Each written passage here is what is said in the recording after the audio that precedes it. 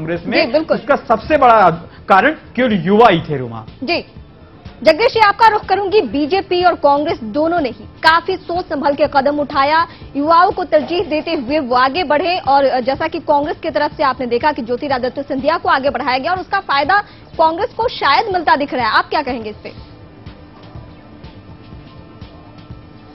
देखिए, सिंधिया जी के आने से कांग्रेस की धड़कनें बढ़ी हैं, कांग्रेस का अपना ग्राफ बढ़ा है, और कांग्रेस कायद और माना यह जाए कि सिंधिया जी के आने के बाद ही कांग्रेस भाजपा से फाइट में आई है। वरना 6 महीने पहले तो स्थितियां लगती ही नहीं थी कि चुनाव मतलब ऐसा लगता था जैसे प्रदेश में बाकोबर होने वाला है, कांग्रेस कहां है।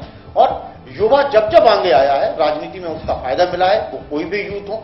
शिवराज सिंह ने, भाजपा बहुत देख समझ के चलने वाली पार्टी है। शिवराज सिंह के जो रणनीतिकार थे, इससे पहले जो वक्ता बोल रहे थे, उन्होंने बहुत ठीक बात कही है कि सरकार पिछले 3-4 साल से युवाओं की नीतियों पर काम कर रही थी, क्योंकि वो अच्छे से जानती थी कि युवा मतदाताओं का प्रतिशत बढ़ने वाला है। जहां तक राजनेताओं की बात कर रही है, तो जिस राजनीतिक दल ने, यहाँ पे एक सवाल अहम है कि जब तक ज्योतिरादित्य सिंधिया को कांग्रेस ने नहीं उतारा था, तब तक शिवराज सिंह को ही युवा माना जाता रहा, लेकिन जब से वो उतर गए तो क्या युवाओं की परिभाषा बदल गई? राजनीति में युवाओं की क्या परिभाषा है, क्या उम्र की सीमा है?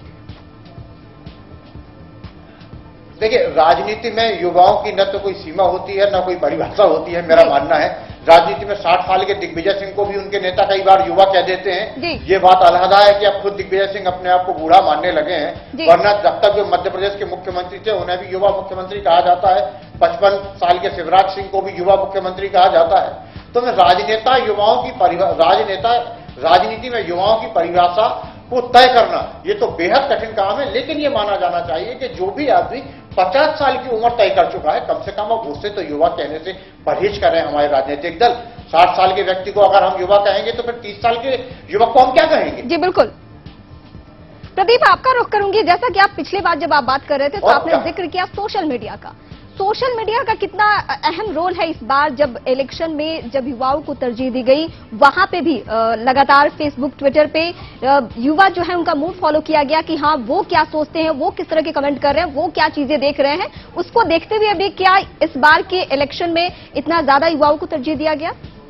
निश्चित तौर पे जब 2008 का विधानसभा चुनाव कैंपेनिंग हो रहा था रीमा, तो पहले कोई साइबर सेल नहीं होती थी, बीजेपी कांग्रेस के लिए कोई वार रूम नहीं होता था। इस बार जब सिंधिया जब प्रमोट किए गए तो उन्होंने भोपाल में सबसे पहले वार रूम बनाया और एक साइबर सेल की पूरी टीम तैयार करी जो युवाओं को सोशल मीडिया पे आकर्षित कर सके। फेसबुक पेज बनाए गए, फेसबुक पेज को लाइक कराने का काम कराया गया और ये आकलन करने लगे दोनों ही पार्टी के नेता कि अच्छा शिवराज सिंह चौहान का फेसबुक पेज इसमें कितना लाइक कर रहे हैं इसमें, क्योंकि युवा जो होते हैं सोशल मीडिया पे बैठे होते हैं, सोशल मीडिया में उनका रुझान ज्यादा होता है। तो दोनों ही पार्टी ने इस बार सोशल मीडिया का भरपूर प्रयोग किया। हालांकि मध्य प्रदेश में ये कम देखने को मिला क्योंकि सोशल मीडिया वहां पे प्रयोग करने वाले कम है, लेकिन जो युवा मतदाता हैं, युवा मतदाता जो घर से नहीं निकलता है, दिन भर लैपटॉप में बैठा रहता है, तो इनको लुभाने के लिए दोनों ही पार्टी ने तमाम तरह की कैंपेनिंग करी, युवाओं को मैसेज भेजने का काम की। अभी भोपाल में जब कुछ दिन प्रचार के बचे थे तो तमाम वहां पे जितने भी कंपनियां थी उनसे टाइप करके शिवराज को वोट देने के लिए अपील की गई। तो ऐसे तमाम तरह की कैंपेनिंग की गई मध्य प्रदेश के अंदर में। पहली बार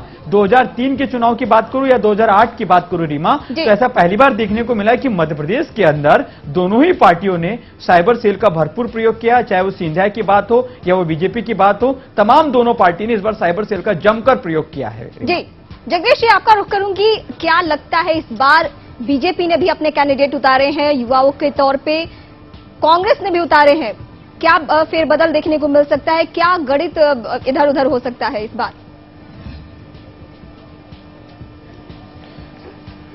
कांग्रेस और भाजपा जहां तक दोनों की बात करें हम, तो बीजेपी ने 43 एमएलए चेंज किए हैं और अब कांग्रेस के पास बहुत ज्यादा बदलने को कुछ था नहीं, फिर भी उन्होंने अपने 6-7 एमएलए करीब बदले हैं। लेकिन चूंकि जब भी चुनाव होता है तो कहीं ना कहीं थोड़ा बहुत एंटी इनकम्बेंसी आती है और नुकसान जो होता है वो बड़े पेड़ को ही होना है। तो ये तो बिल्कुल मान के हम चलें कि इस चुनाव में जो भी नुकसान होना है वो भाजपा को ही होना है।